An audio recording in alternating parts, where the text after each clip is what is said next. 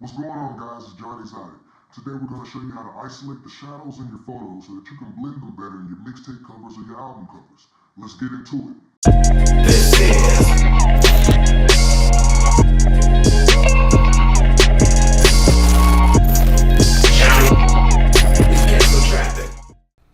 Alright guys, this is what we're going to do today.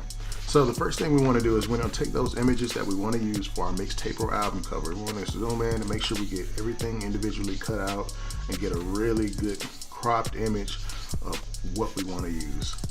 Because we want to be able to separate it from its background and use the shadows so that everything looks really realistic and proportional. Let's see, so let's go ahead and do a decent rough cut of this because I'm not using this for a mixtape cover. It's actually from a single cover that I've already done. So let's just get the basics cut out. We're just going to zoom through this really quickly. And along the way, I'm going to be able to show you a couple of techniques to get these things cut out precisely, especially when we're dealing with hair and everything. So that'll be a little bonus technique that I can show you.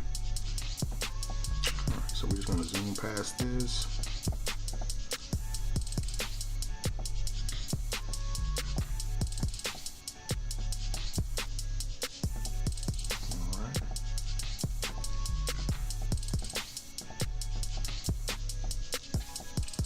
Really cool cut. Let's go ahead and do that.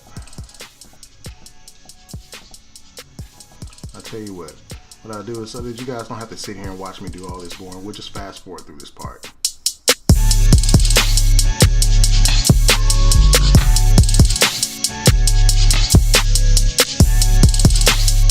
Whew, halfway there. Let's keep going, guys.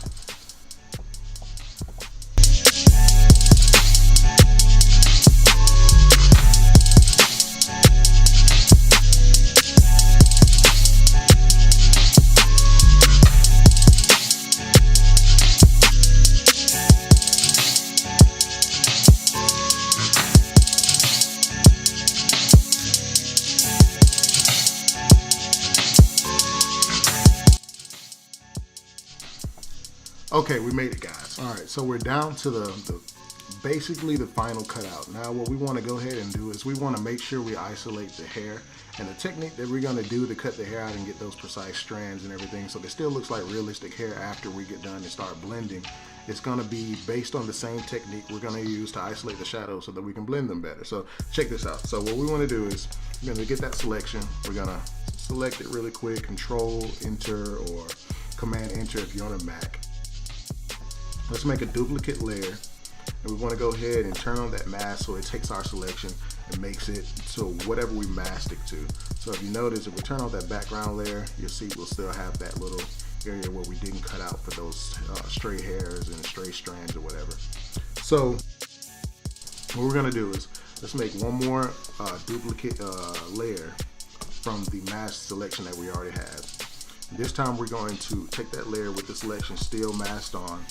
We're going to Control Shift U, and that's going to desaturate it. And what you basically want to do is we want to pull up a levels adjustment, not even a levels adjustment, just adjust that layer via levels, which will be Command or Control L.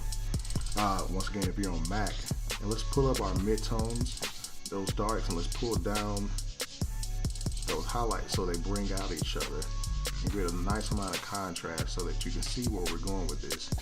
So let's take a brush, set it to black, give it a pretty hard edge, opacity to 100. Let's go ahead and brush in everything else around that hair area.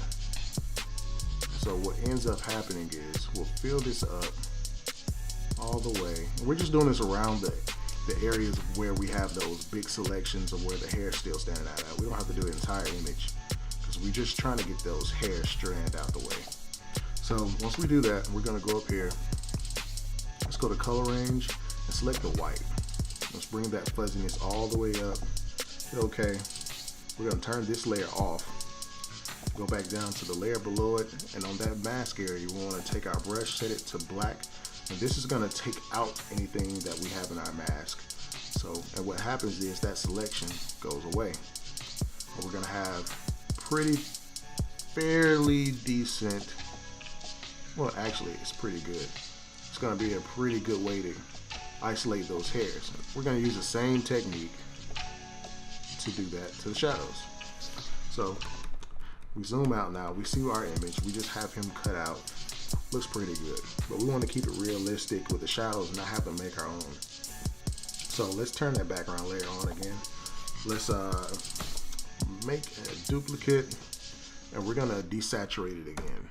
All right, so when we desaturate it this time, let's go ahead and hit Command L or Control L. Let's bring up a levels adjustment, and once again we want to bring down those midtones and bring up those highlights really heavy to where we get a good separation of where that shadow is against the background and anything else, especially against our subject, right? Okay, now that we can see that shadow pretty good, let's pull up that highlight just a little bit. And somewhere on that line.